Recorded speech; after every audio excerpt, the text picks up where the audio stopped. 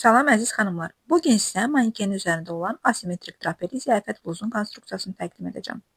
Konstruksiya zamanı bazı olaraq bədən lekalı götürülür. Lekalın bütöv çıxması üçün lekal kağız üzərində qat şəkildə qurulur. İlk öncə sinə vıçkası bağlanır. Daha sonra çiyin xəttinin yarısı tapılaraq işarələnir.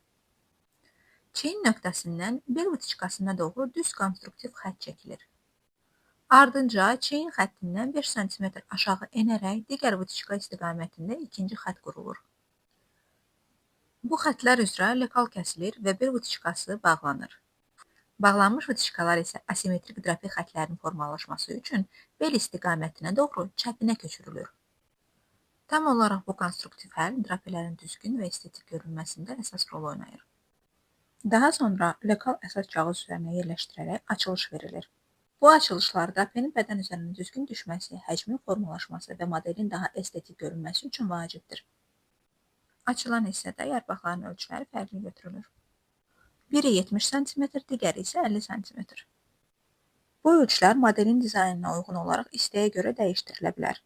Son mərhələdə hazır lekalı parçanın üzərinə yerləşdirərək, tikiş payları əlavə edərək biçim aparılır. Növbəti videoda isə modelin tikiş prosesində görüşərik.